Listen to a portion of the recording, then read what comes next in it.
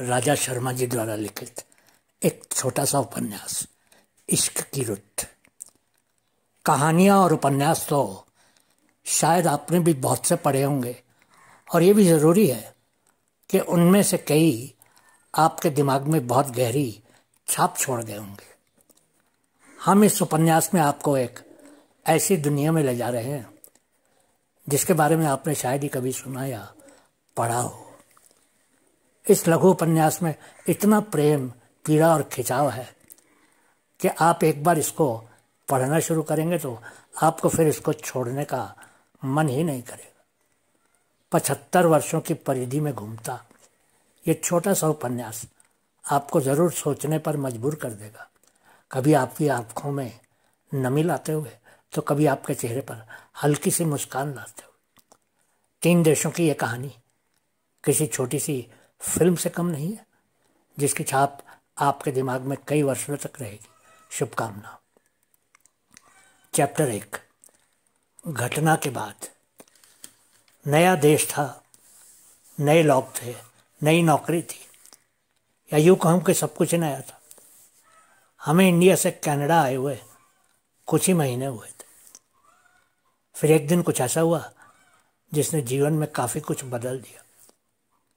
एक दिन मेरा बेटा सड़क पर था, लेकिन उसने आती हुई गाड़ी को नहीं देखा था। तभी अचानक एक काले बालों वाले लड़के ने अपनी जान को जोखिम में डालकर मेरे बेटे को धक्का देकर कार से टकराने से बचा लिया। मेरे बेटे की जान बचाने वाले का नाम मुबश्शर था। मेरे बेटे को बचाने के लिए मेरे बेटे को दिया गया वो धक्का मेरी और मुबश्शर की जिगरी दोस्ती से होते हुए हमारी पारिवारिक दोस्ती तक आ पहुंचा। बेटे के बचाने की घटना के बाद मेरी और मुबश्शर की दोस्ती आगे बढ़ने के बाद जब वो पहली बार हमारे घर आया तो मेरा और मेरी पत्नी का मन मुबश्शर के प्रति अपनेपन से छलकने लगा। कुछ दिन के बाद जब मैं और मेरी पत्नी मुबश्शर के मम्मी डैडी से मिले तो हमें पछतावा होने लगा कि हम इतने अच्छे लोगों को इतनी देरी से क्यों मिल रहे थे।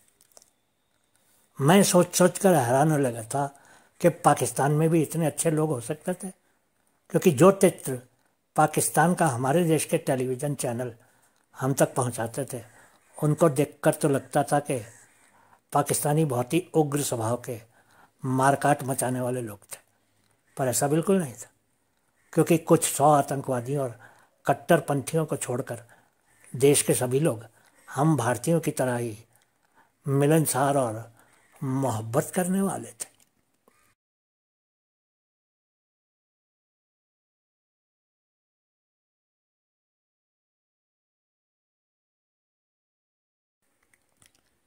इश्क की रुत लघु उपन्यास का चैप्टर 2। भाई जैसा था। मुबश्शर के माँ बाप फैसलाबाद पाकिस्तान से करीब 25 साल पहले कनाडा आकर बस गए थे। मुबश्शर के डैडी मोहम्मद यासिर साहब ने मुझे बताया कि 2 बहनों के छोटे भाई मुबश्शर ने स्कूल का मुंह कनाडा में ही आकर देखा था। जब वो लोग पाकिस्तान से कनाडा आए थे तब मुबश्शर करीब 5 बरस का था।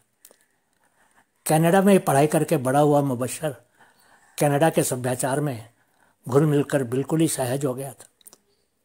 हमारा यासिर साहब के परिवार से मेल मिलाप और निकटता बढ़ते ही रहे और पीछे छूटे पाकिस्तान और भारत की किताब के पन्ने भी साझे होने लगे। उस देश में हम दोनों इस तरह बातें करते थे जैसे हम एक दूसरे को सदियों से जानते थे। दोनों के ही पास आज़ादी से पहले वाले भारत की बहुत सी कहानियाँ थी एक दूसरे को सुनाने के लिए। बेशक यासिर साहब के बुजुर्ग 1947 के बंटवारे के दौरान भारत से उजड़कर पाकिस्तान नहीं गए थे, क्योंकि वो पहले से ही पाकिस्तान में रहते थे। पर बंटवारे की आग का ताप पाकिस्तान में रहने वाले लोगों ने भी झेला था। लेकिन उस बंटवारे में जो नफ़रत की आंधी चली थी, उस आंधी से किसी तरह बचकर हमारे बुजुर्ग पाकिस्तान वाले पंजाब में अपना सब कुछ छोड़कर भारत वाले पंजाब में खाली हाथ आ गए थे। और फिर उन्होंने यहाँ आकर नए सिरे से जीवन फिर से शुरू किया था। हमारे बुजुर्गों ने बहुत सी मुसीबतों का सामना किया था और उनको फिर से खड़े होने में कई वर्ष लग गए थे। उन दंगों में हमारे भी कई रिश्तेदार मारे गए थे, पर हमारी तरह लाखों परिवार ऐसे थे जिनको कोई ना कोई अपना खोना पड़ा था। हमारे बुजुर्गों को अपनों से बिछुड़ने की मानसिक पीड़ा सहनी पड़ी थी।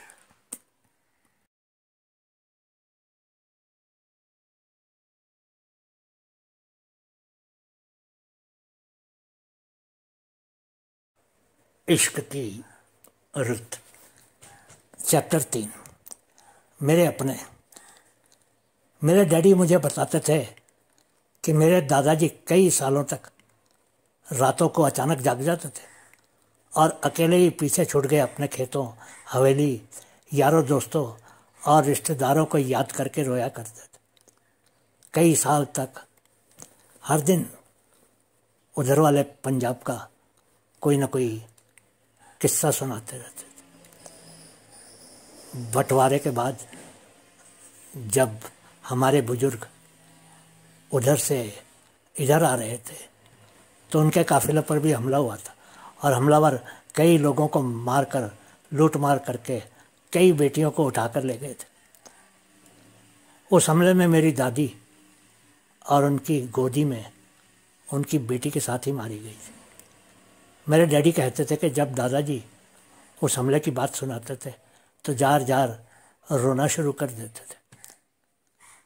मेरी बड़ी बुआ जी के दाएं पाँव में 4 उंगलियां थी और दादी जी के साथ मारी गई बच्ची के दाएं पाँव में 6 उंगलियां थी। दादाजी कहते थे कि लोग कहने लगे थे कि वो लड़की अपनी बड़ी बहन की रह गई 1 उंगली अपने दाएं पाँव में लेकर 4 उंगली वाली बहन के पीछे भारत आ रही थी, पर माँ के साथ वापस भगवान के पास चली गई थी। यासिर साहब के परिवार के साथ दोस्ती के करीब 6 महीने के बाद एक दिन मालूम चला कि वो लोग कुछ दिनों के लिए पाकिस्तान जा रहे थे। मिलने बैठने के बहाने हमने उनको रात के खाने पर बुला लिया। यासिर साहब ने बताया कि कोरोना के कारण उनकी रिश्तेदारी में 3 मौतें हुई थी, लेकिन उन दिनों हवाई उड़ानों पर रोक लगी हुई थी, इसलिए वो लोग उस समय पाकिस्तान नहीं जा रहे थे, इसलिए अब जा रहे थे। यासिर साहब और उनकी पत्नी ने हमें कहा, हमें तो पाकिस्तान में कुछ दिन लग जाएंगे, आप लोगों से गुजारिश है कि हमारी गैर मौजूदगी में हमारे घर का चक्कर लगाते रहिएगा और मुबश्शर का ख्याल रखिए। मैंने कहा था, ये भी कोई कहने की बात है, आप बिल्कुल चिंता मत करिए, आप आराम से जाइए। उनके जाने के बाद हमने वो जिम्मेदारी पूरी तरह से निभाई और हमें अच्छा भी लगने लगा था कि हम उनके लिए कुछ कर पा रहे थे। करीब 1 महीने के बाद जब वो लोग वापस कनाडा आए तो वो लोग अपनी चाची को भी पाकिस्तान से साथ लाए थे। हफ्ते की छुट्टी के दिन हमने उनके घर जाने का कार्यक्रम बनाया। उस शाम को खाने के दौरान और खाने के बाद कॉफ़ी पीते हुए उनके साथ पाकिस्तान में हुए राजनीतिक फेरबदल पर काफ़ी चर्चा हुई। मुबश्शर की अम्मी अंदर के कमरे में से चाची को बुलाने गई थी, पर उन्होंने आकर बताया कि चाची की तबीयत कुछ ठीक नहीं थी, इसलिए उनको बाहर नहीं लेकर आई। लेकिन कुछ देर बाद ही उनकी चाची लाठी टेकती हुई खुद ही बाहर आ गई। मैंने और मेरी पत्नी ने खड़े होकर हाथ जोड़कर उनको नमस्ते की। अगले ही पल चाची ने मुझे उनकी बाहों में समेट लिया था। बहुत ही प्यार था उनकी इस प्रतिक्रिया में।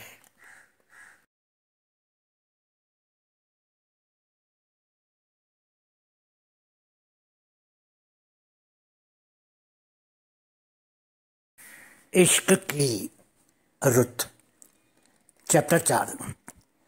देर से आई चाची। चाची ने मुझसे कुछ कहा तो नहीं, लेकिन मुझे उनकी सांसों से ही उनके दर्द का आभास हो रहा था। तभी उन्होंने मुझे छोड़कर मेरी पत्नी को कसकर गले से लगा लिया। उस समय चाची की आंखों से आंसुओं की बरसात सी होने लग गई। कुछ देर के बाद यासिर साहब ने चाची को सहारा देकर सोफे पर आराम से बैठा दिया। कुछ देर तक सभी चुप रहे। यासिर ने उनको एक गिलास पानी दिया। इससे पहले कि यासिर साहब हमारी और चाची की जान पहचान करवाते, यासिर साहब ने चाची से कहा, चाची जी आपने ये तो पूछा ही नहीं कि ये साहब कौन है। ले, अपनों के बारे में कुछ पूछने की ज़रूरत होती है क्या? मैं तो कितनी देर से इनकी बातें सुनती सोच रही थी कि ये तो अपने ही हैं। मैं तो पहले की यादों में ही खोई हुई थी।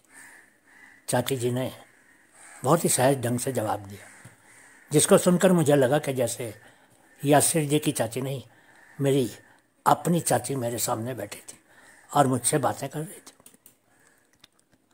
उनके आगोश की गर्मी मुझे एक बार फिर से याद आ गई। चाची तब तक उठकर खड़ी हो गई थी, अपनी लाठी का सहारा लेकर। यासिर ने उनको उसके पास वाले सोफे पर बैठने के लिए इशारा किया, लेकिन चाची मेरे और पत्नी वाले सोफे में हम दोनों के बीच आकर बैठ गए। वो कभी मेरी और कभी मेरी पत्नी की आंखों में देख रही थी, जैसे कि वो हमारी आंखों में कुछ खोजने की कोशिश कर रही थी। अभी चाची को हमारे पास बैठे हुए कुछ ही देर हुई थी कि मुझे फ़ोन पर एक संदेश आया कि मुझे कहीं ज़रूरी पहुंचना था।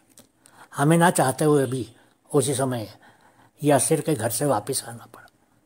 पर वहाँ से आने से पहले मैंने यासिर से वादा लिया कि वो अगले हफ्ते की छुट्टी वाले दिन उनकी चाची जी को लेकर हमारे घर जरूर आएंगे। यासिर के घर से आने के बाद हमारे लिए अगले शनिवार का इंतजार करना कठिन होता जा रहा था। हर एक कम होते दिन से हमें तसल्ली सी महसूस होती थी। हमें यासिर के परिवार और उसकी चाची जी का बहुत ही बेसब्री से इंतजार था। शनिवार सुबह से ही ऐसा महसूस होने लगा जैसे कि उस दिन कुछ खास होने वाला था। मेरी पत्नी सुबह सुबह ही 2 बार पूछ चुकी थी कि वो लोग कितने बजे आएंगे। सुबह का करीब 9 बजे हमारे फ़ोन की घंटी बजी तो हमारे कान खड़े हुए। यासिर ने फ़ोन पर बताया कि कोई ज़रूरी काम के कारण वो लोग उस दिन हमारे घर नहीं रुक सकेंगे, पर वो कुछ देर में हमारे घर आएंगे और चाची जी को हमारे घर ही छोड़ जाएंगे। ज्योति ने जल्दी जल्दी सभी काम निपटा लिए। थोड़ी देर के बाद बाहर एक कार को रुकी और कार का दरवाज़ा बंद होने की आवाज़ आई। मैंने झट उठकर घर का दरवाज़ा खोल दिया। कार के पास खड़ा यासिर किसी से मोबाइल पर बात कर रहा था। दोनों हाथ जोड़कर खड़ी उसकी चाची जी हमारे घर की तरफ देख रही थी। उनकी आंखों में नमी के साथ चमक भी थी। चाची जी का चेहरा अजीब से संकेत दे रहा था। मैं चाची जी की तरफ ध्यान से देखने लगा। मुझे अपनी यादों की किताब में छापे वो पल याद आ गए जब श्री करतारपुर का कॉरिडोर खुला था और तीसरे ही दिन हमने बाबा नानक की नगरी करतारपुर की ज़मीन पर कदम रखा था। करतारपुर पाकिस्तान का वो स्थान है जहाँ श्री गुरु नानक देव जी ने जीवन के कई वर्ष खेती करके बिताए थे। मुझे उनकी तरफ देखता देखकर चाची के पैरों में हरकत हुई और वह छड़ी का सहारा लेकर आगे की तरफ आने लगी, बहुत ही संभल संभल कर। मेरी नज़रें उनके कदमों पर ही रुक गई थी जो मेरी तरफ आ रहे थे। मैंने आगे बढ़कर उनके चरण स्पर्श कर लिए। उन्होंने मुझे गले से लगा लिया। उनकी छड़ी उनके हाथों से गिरने लगी तो मैंने उसको नीचे गिरने से पहले ही उसको थाम लिया। मैंने चाची जी को कसकर गले से लगाया हुआ था। चाची का ध्यान कार के पास खड़े मोबाइल पर बात कर रहे यासिर की तरफ गया और उन्होंने यासिर से इशारों से कुछ कहा। यासिर तुरंत ही कार में से एक थैला निकाल कर ले आया। मैंने वो थैला नासिर से ले लिया और फिर एक हाथ में थैला थामे दूसरे हाथ से चाची को सहारा देकर घर के अंदर ले जाने लगा। यासिर को कोई बहुत ज़रूरी काम था, इसलिए वो मुझसे हाथ मिलाकर और कुछ बातें करके घर से बाहर से ही वापस चला गया।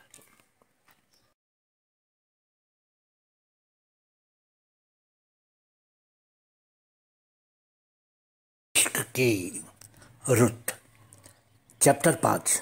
हमारे घर में।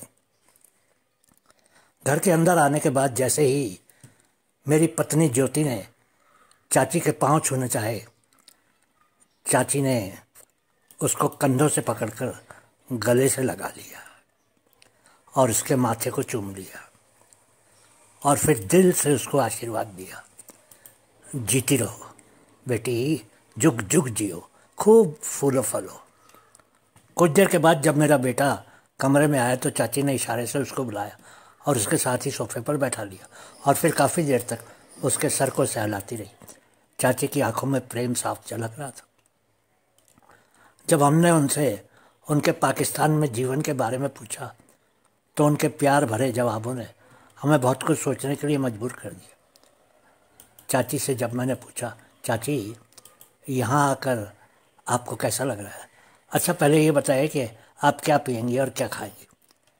बेटा अपने घर में आई हूँ, कोई पराई थोड़े हूँ, जो तेरा मन करता है वही लिया, मैं सब कुछ खा लेती हूँ। पगले चीज़ों की भूख थोड़ी होती है, प्यार की भूख होती है।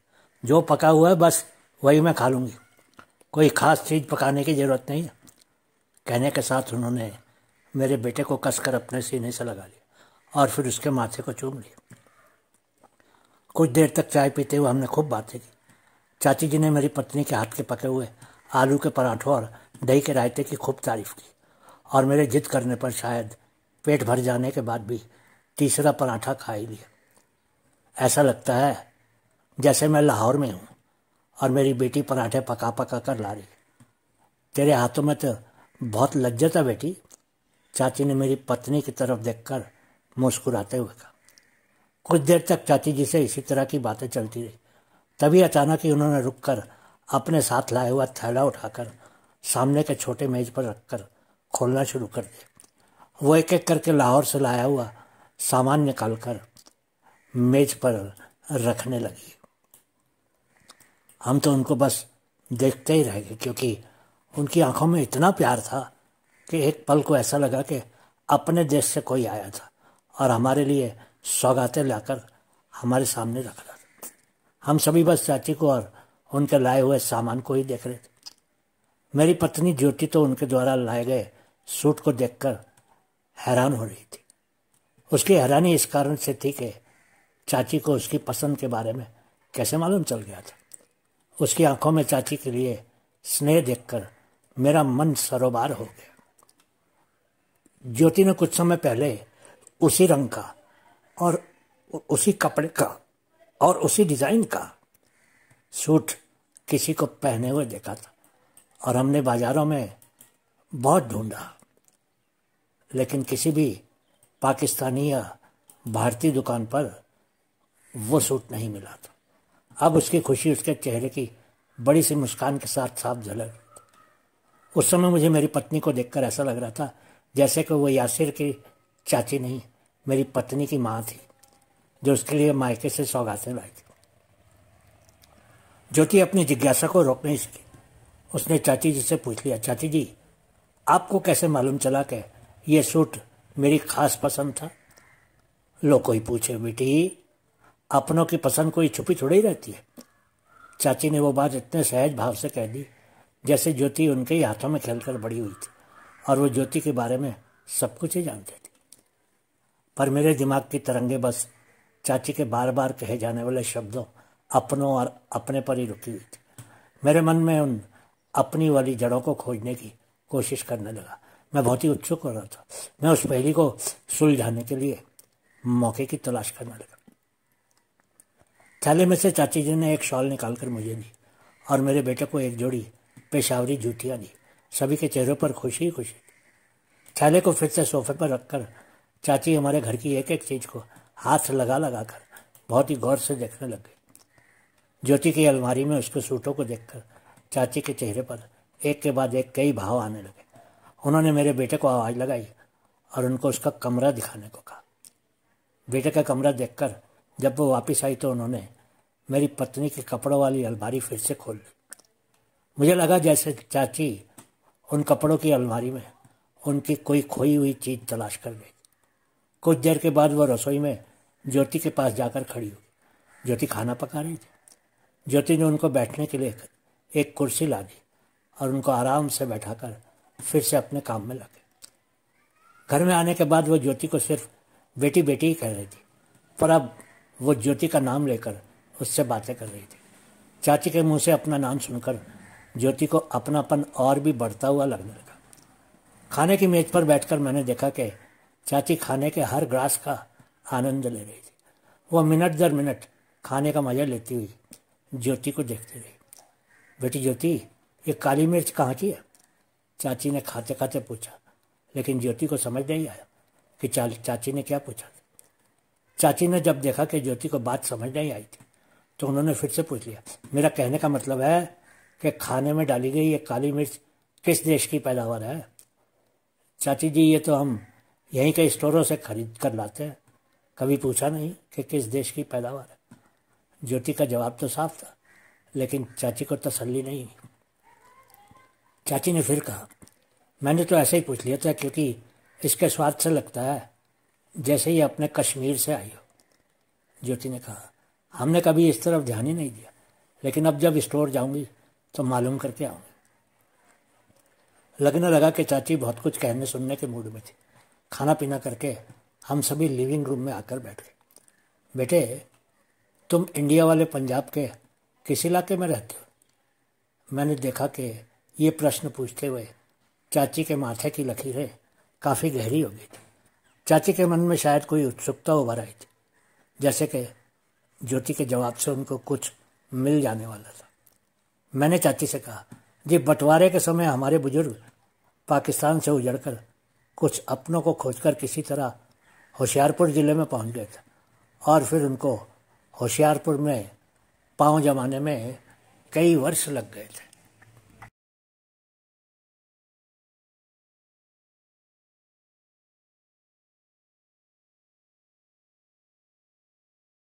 की रुत, चैप्टर 6, ज्योति के मुंह से। उसके बाद चाची ज्योति के बुजुर्गों के बारे में जानना चाहती थी। मैं उनको ज्योति के परिवार और उसके बुजुर्गों के बारे में बताने ही लगा कि चाची ने मुझे रोक दिया और कहा कि वो इसके बारे में ज्योति के मुंह से ही सुनना चाहती थी। चाची जी, मेरे मम्मी डैडी तो बंटवारे के बाद ही पैदा हुए थे। अपने दादाजी को मैंने देखा नहीं, दादी जी भी अब नहीं है, पर जब मैं छोटी थी दादी जी बंटवारे के समय की बहुत सी कहानियाँ सुनाया करती थी।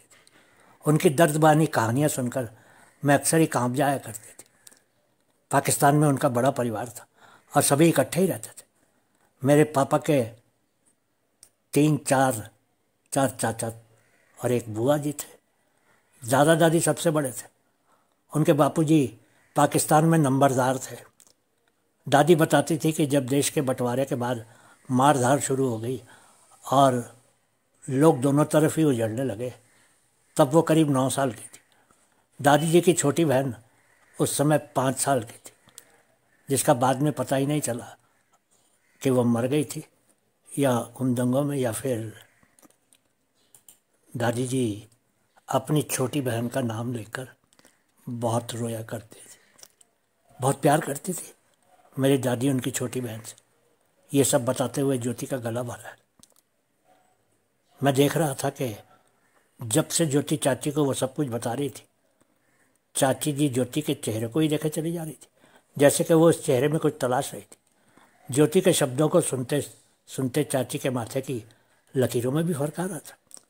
खुद को संभालते हुए ज्योति ने आगे बताना शुरू किया। दादी जी बताती थी कि उनके गांव में सिख और मुसलमान परिवार बहन भाइयों की तरह ही रहते थे। पाकिस्तान में बंटवारे के समय में गांव के मुसलमान जोर दे रहे थे कि कोई भी सिख उजड़कर वहाँ से ना जाए। मुसलमानों ने हिंदुओं और सिखों को रक्षा करने का जिम्मा ले लिया था। उन दिनों में घरों में या सार्वजनिक शौचालय नहीं होते, इसलिए सुबह सुबह सूरज निकलने से पहले ही आस पड़ोस की औरतें मिलकर खेतों की तरफ चल देती थी। दादी जी और उनकी छोटी बहन भी अपनी माँ और चाचियों के साथ खेतों में जाया करती थी। उस दिन वो गांव से कुछ दूरी गई थी कि पास के गांव से एक सरदार मुखिया हाथ में तलवार लिए घोड़े पर सवार होकर उधर आ निकला। उस सरदार ने जब औरतों को देखा तो वो रुक गया और उनको गांव पर होने वाले हमले के बारे में बताया और कहा कि वो सभी तुरंत ही गांव वापस चली जाए। औरतें बुरी तरह से घबरा गई थी, लेकिन वो तुरंत ही अपने अपने घरों की तरफ दौड़ पड़ी थी। दादी जी की छोटी बहन दौड़कर आते हुए घोड़े को देखकर घबरा गई थी और वो मकई के खेत में जाकर छुप गई थी। जब वो औरतें गांव पहुंची तो उन्होंने देखा कि गांव में सभी लोग गांव छोड़ने की जल्दी थी और सभी अपना अपना थोड़ा थोड़ा सामान समेटने में लगे हुए थे। दादी जी की माँ को छोटी बेटी कहीं नहीं दिखी। सबको अपनी जान बचाने की पड़ी थी, इसलिए छोटी की किसी ने परवाह नहीं की और वो पीछे ही रह गई। बुजुर्गों ने गांव छोड़ दिया, लेकिन दादी और उनकी छोटी बहन का किसी को कुछ पता नहीं चला। कमरे का माहौल बहुत ही भावुक हो चुका था। मैंने देखा कि दादी की छोटी बहन की बात बताते हुए मेरी पत्नी ज्योति की आंखों में फिर से आंसू आ गए। चाची जी की आंखों से तो पहले ही आंसू लगातार बह रहे थे। कुछ देर तक कमरे में बिल्कुल चुप्पी छाई रही। चाची थोड़ा सा खिसक कर ज्योति के और भी पास बैठ गई सोफे पर।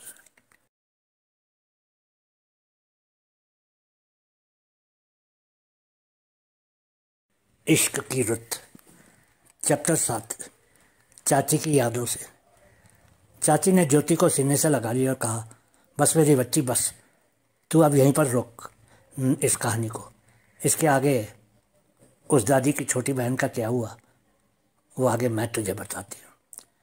आगे दादी की उस छोटी बहन की कहानी और भी दुखद है। मैं और मेरी पत्नी ज्योति यासिर की चाची को हैरानी से देखने लगे कि चाची जी ज्योति की दादी की छोटी बहन को कैसे जानती थी। चाची कुछ देर तक आंखें बंद कर बैठी रही। उन्होंने अपने दोनों हाथ ऊपर को उठा लिए, जैसे अल्लाह से कोई आज्ञा मांग रही थी। कुछ देर के बाद जैसे साहस संकलित करके खुद को संभाल कर उन्होंने बोलना शुरू किया, बेटी तूने ठीक बताया कि उस गांव में हिंदुओं, सिखों और मुसलमानों के बीच गहरा भाईचारा था। उस गांव के मुसलमान नहीं चाहते थे कि उनके गांव से कोई हिंदू या सिख उजड़कर भारत की तरफ जाए, लेकिन चारों तरफ जो नफरत की आंधी चल रही थी उसके आगे उस गांव के मुसलमान भी बेबस हो गए थे। जब बाहर के गांव वालों ने उस गांव पर हमला किया तो उस गांव के मुसलमानों ने सिखों और हिंदुओं से खुद ही कहा कि वो लोग वहाँ से भागकर अपनी जान बचाएं। सुबह सुबह खेतों में गई हुई औरतों को जब मालूम चला तो वो सभी दौड़कर अपने अपने घर पहुँच गई। मकई के खेत में छुपी हुई तेरी दादी जी की छोटी बहन जब बाहर आकर घर की तरफ दौड़ने लगी तो एक पत्थर से ठोकर खाकर नीचे गिर गई और बेहोश हो गई। आक्रमणकारियों ने उसको नहीं देखा था उस समय तक। जब कुछ देर बाद उसको होश आया तो उसने देखा कि आसपास भी कोई नहीं था। वो फिर से मकई के खेत में जाकर छुप गई। गांव के सभी हिंदू और सिख परिवारों ने अपनी अपनी बैलगाड़ियां और घोड़ा गाड़ियां तैयार कर ली थी और जो कुछ वो ले जा सकते थे उन्होंने वो सामान साथ ले लिया था। दादी की छोटी बहन दिन भर खेत में छुप कर ही बैठी रही। भादों का महीना था, प्यास से उसका बुरा हाल था। वो बीच बीच में मकई के कच्चे दाने चबा लेती थी और अपने होठों को तर कर लेती थी। और बेचारी कर भी कह सकती थी, 5 बरस की बच्ची की कितनी बुद्धि होती है। रात घिरने लगी तो उस बच्ची का मन घबराने लगा। उसने खेत से बाहर निकल कर देखा तो पाया कि गांव में जगह जगह पर आग लगी हुई थी और आग की लपटें बहुत ऊंची ऊंची उठ रही थी। उस छोटी को अपनी माँ की याद सताने लगी। वो हिम्मत करके गांव की तरफ चल दी। गिरने के कारण उसके घुटने पर चोट लगी थी और दर्द बहुत हो रहा था। कुछ दूरी पर जब उसने 4-5 तलवारों वाले मर्दों को देखा तो उसकी चीख निकल गई। एक व्यक्ति तलवार से छोटी पर प्रहार करने ही वाला था कि दूसरे ने रहम खाकर उसको रोक दिया। उन मर्दों ने उस बच्चे का नाम पूछा। उसके मुंह से अपना असली नाम तो नहीं लिखा, लेकिन उसने डरते डरते कहा, मेरा नाम छोटी है। अगर वो रजनी कह देती तो शायद उसकी गर्दन धड़ से अलग हो जाती। रहम करने वाले मर्द का मन भर आया और उसने अपनी तलवार अपने एक साथी को थमा दी और उस छोटी को उठाकर अपने कंधों पर बैठा ली। छोटी सोच रही थी कि वो लोग उसको कहीं दूर ले जाकर फेंक देंगे। वो उस मर्द के सर को अपने छोटे छोटे हाथों से थामे बैठी थी। चारों तरफ जलते हुए घर और झोपड़ियां दिख रही थी और हर तरफ सिर्फ आग ही आग थी। उन मर्दों ने करीब 3 गांव पार किए तो छोटी को कंधों पर उठाए हुए मर्द ने अपने साथियों से विदा ली और अलग रास्ते पर चलकर एक हवेली के अंदर चला गया। उस घर में एक बड़ी उम्र की औरत उसका इंतजार करते करते थक गई थी। उस मर्द और छोटी को देखकर उस औरत ने अल्लाह को शुक्रिया कहा, दोनों हाथ ऊपर उठाकर। जैसे ही हामिद ने छोटी को अपने कंधे से नीचे उतारा, उस औरत को चिंता होने लगी। जलते हुए दिए की रोशनी में हामिद और उस औरत ने एक दूसरे को इशारों से कुछ समझाया और फिर उस औरत ने छोटी को कसकर अपने सीने से लगा ली। दिन भर की भूखी प्यासी छोटी के मुंह से मां निकल गया, जो अम्मा बनकर औरत के कानों में रस घोल गया। हामिद के कुछ कहने से पहले ही उस औरत फायजा को लगा के अल्लाह ने उसकी झोली उस खैरात से भर दी थी जिसका इंतजार करते हुए उम्र बीत गई थी। छोटी उसके आगोश से अलग होना चाहती थी, लेकिन फायजा उसको अपने से अलग करने को तैयार नहीं थी। एक बार फिर से वो अल्लाह का शुक्रिया करके वो उठी और काफ़ी समय से अंगीठी पर गर्म होकर गाढ़े हो चुके दूध का एक गिलास ले आई और छोटी के मुंह से लगा दिया। छोटी गिलास को अपने हाथों में लेकर पीना चाहती थी, पर फायजा को उस बच्ची को दूध पिलाने में सुकून मिल रहा था। छोटी उतना दूध नहीं पी सकती थी, लेकिन फायजा के प्रेम के आगे वो कुछ नहीं कह सकी और चुपचाप दूध पीती रही। कुछ देर के बाद जब फायजा ने रसोई में खाना पकाने का काम पूरा कर लिया तो उसने देखा कि छोटी बाहर की खटिया पर गहरी नींद सो रही थी। हाय मैं मर गई, बिना चादर बिना तकिया सो गई है। फायजा ने तुरंत ही एक दूसरी खटिया पर नरम गद्दा बिछा दिया और फिर तकिए पर छोटी का सर रखकर उसको वहाँ सुला दिया। उसने कई बार छोटी के बालों को सहलाया और कई बार उसका माथा चूमा। फायजा को लगा जैसे उसकी सूखी छातियों में दूध उतर आया था।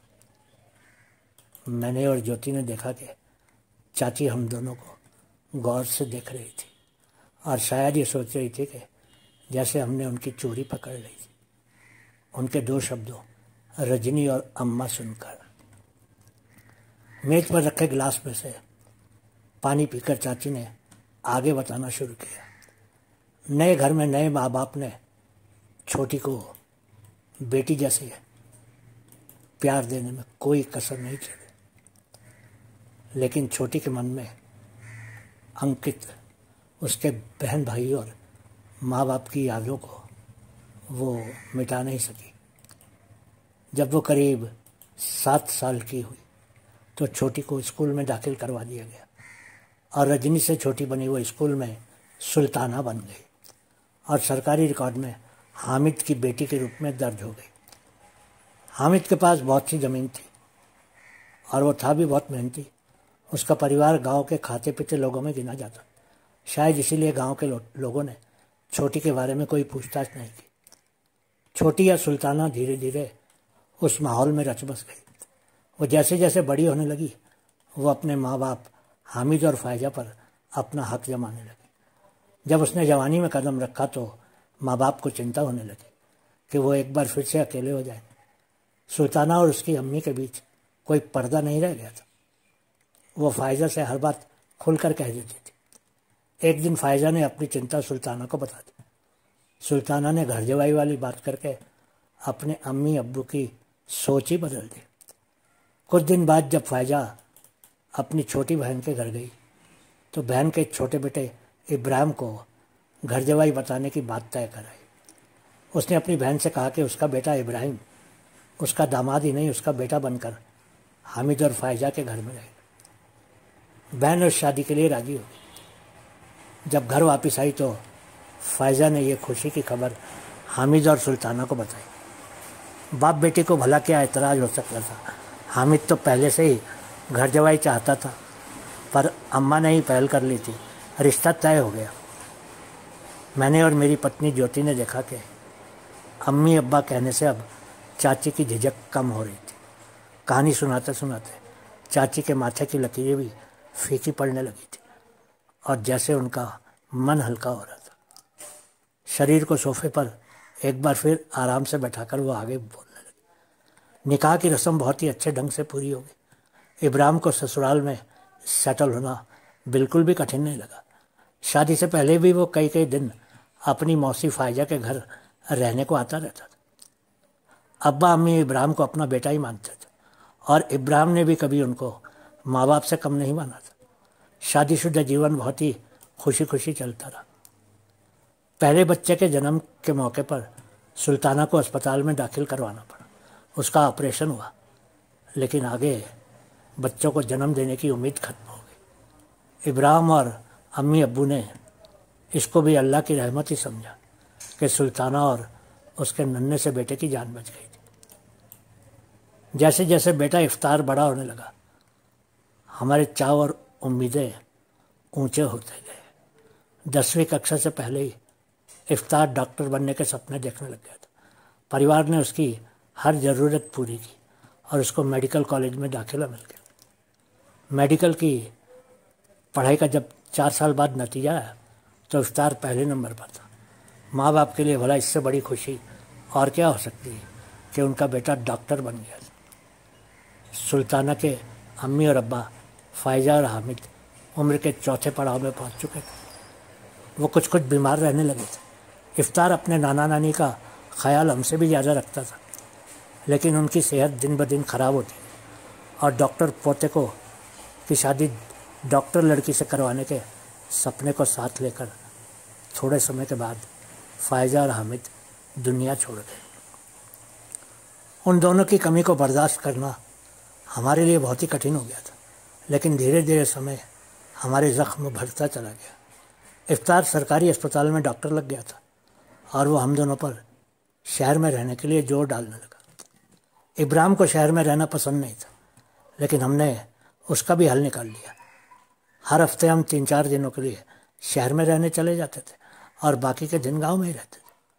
अम्मी अब्बू के चले जाने के बाद इब्राहिम के बड़े भाई से हमारी नज़दीकी बढ़ गई और हमारी खेती का काम इब्राहिम का बड़ा भाई देखने लगा।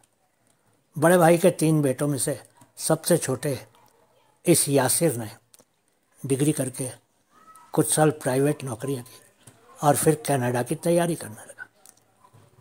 1 साल बाद यासिर को कनाडा का वीज़ा मिल गया और वो कनाडा आ गया। मेरे साथ यासिर का बचपन से ही बहुत मोह था। चाची चाची कहते कहते छोटे से यासिर का मुंह थकता ही नहीं था उसके बचपन में। इस जगह पर चाची ने अपनी कहानी कुछ देर के लिए रोक दी। पानी का गिलास उन्होंने एक ही सांस में खाली कर दिया। वो चारों तरफ गर्दन घुमाकर देखने लगी। वो अपने तय किए हुए रुमाल से अपने चेहरे को हवा देने लगी तो ज्योति ने पूछ लिया, चाची जी अगर गर्मी है तो ये कमरे का हीटर कुछ धीमा कर दूं? चाची ने हाथ हिलाकर इनकार कर दिया। वो करीब 1 मिनट तक चुप रही तो हमने सोचा कि वो शायद कुछ सोच रही थी, पर उनके चेहरे की गंभीरता को देखकर यूँ लगा जैसे कि वो ज़िंदगी के काले पन्ने पलटाने से खुद को तैयार कर रही थी। थोड़ी राहत महसूस करके वो फिर से बोलने लगी। एक दिन इब्राहिम और इफ्तार बाप बेटा मोटरसाइकिल से शहर से गांव जा रहे थे। रास्ते में कोई भिखारी बनकर बैठा मोटरसाइकिल छीनने के लिए घात लगाए बैठे थे। जैसे उस भिखारी के जुड़े हाथ देखकर इफ्तार ने मोटरसाइकिल रोकी। झाड़ियों में छुपा उसका बंदूकधारी साथी बाहर आ गया और वो दोनों मिलकर मोटरसाइकिल छीनने लगे। इफ्तार उन दोनों से भिड़ गया, पर वो बाप बेटे दोनों को गोलियां मारकर मोटरसाइकिल लेकर भाग गए। किसी कार वाले ने उन दोनों को अस्पताल पहुंच दिया, लेकिन मेरी दुनिया उजड़ने से नहीं बच सकी। मैं एक बार फिर से खुद को वैसे ही महसूस और असहाय महसूस करने लगी जैसे मैं 65 साल पहले मकई के खेत में छुपकर बैठी महसूस कर रही थी। भला हो यासिर बेटे का। खबर मिलते ही चौथे दिन यासिर, उसकी बीवी और बेटा तीनों ही देश पहुंच गए। मुबश्शर तब करीब 14 या 15 साल का रहा होगा।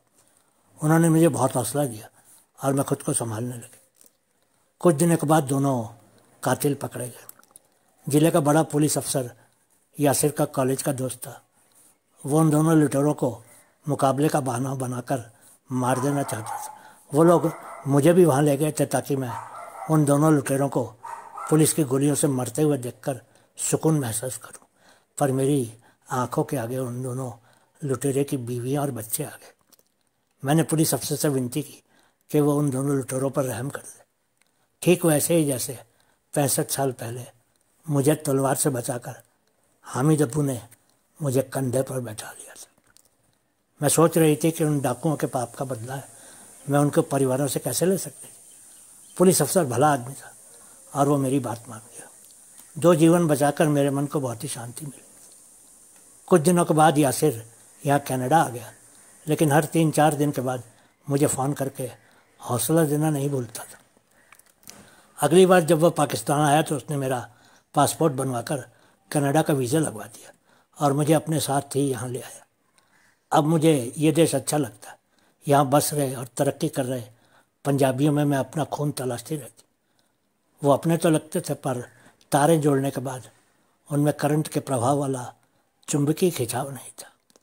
6 महीना का वीज़ा ख़त्म होने से कुछ दिन पहले ही मैं देश वापस चली गई। इस बार जब यासिर लोग देश आए तो मालूम नहीं क्यों मुझे मुबश्शर की बातों में वो चुंबकीय खिंचाव महसूस हुआ। मैंने अपने खून को तलाशने की उम्मीद देश जाकर भी नहीं छोड़ी थी। मैंने यासिर से पूछने से पहले ही फिर से कनाडा आने की तैयारी शुरू कर दी। एक दिन बाज़ार गई तो इस बेटी के लिए कोई सूट पसंद ही नहीं आया। मैं कपड़ों की बहुत सी दुकानों में गई। एक दिन एक दुकान के सामने से जा रही थी तो मुझे ऐसा लगा कि दुकान के बाहर टंगे एक सूट ने मुझे आवाज़ लगाई हो। फिर उस दिन तुम दोनों से मिलने के बाद मन ने गवाही दी कि वो सूट वाली आवाज़ किसी अपने की थी। ये पिछले 5-6 दिन यासिर के घर में बिताना मेरे लिए 5-6 वर्षों जैसे हो गए थे। मैंने देखा कि चाची की आवाज़ ने जवाब दे दिया था। मेरी पत्नी ज्योति जाकर चाची से लिपट गई थी। मेरे कानों तक पहुंचती चाची की लंबी लंबी सांसें उस अपनेपन का सबूत बन गई थी, जिसकी एक झलक पाने के लिए चाची को करीब 75 वर्षों का इंतज़ार करना पड़ा। लेकिन दोनों देशों के शासकों के द्वारा 2 भाइयों के बीच खड़ी की गई दीवार को तोड़कर वही अपनापन 7 समुंदर पार आ पहुंचा था। और इस बार तार जुड़ते ही करंट भी आ गया था और चुंबकीय खिंचाव भी उत्पन्न हो गया था। ज्योति और चाची दोनों एक दूसरे के आगोश में आंसू बहा रही थी। आखिर ज्योति ने चुप्पी तोड़ी। चाची जी, नहीं, मेरी प्यारी मौसी दादी जी, बेशक आपने कहानी सुनाते समय अपनी पहचान को छुपाने की बहुत कोशिश की, पर मैं तो तभी समझ गई थी जब आपके मुंह से रजनी शब्द निकला था। मैंने दादी जी यानी आपकी बड़ी बहन को कई बार यही नाम ले लेकर आंसू बहाते हुए अपनी आंखों से देखा था। मैं सोचने लगा कि चाची जी, नहीं, मेरी पत्नी की मौसी दादी ने यासिर और मेरे परिवार को एक नए रिश्ते की डोरी में बांध दिया था। मेरी भी आंखें नम हो गई इतना अपनापन महसूस करके। दोस्तों, हमने इस कहानी का नाम इश्क की रुत इसलिए रखा है क्योंकि इश्क सिर्फ लड़की या लड़के में ही नहीं होता। इश्क तो किसी भी चीज़ से हो सकता है।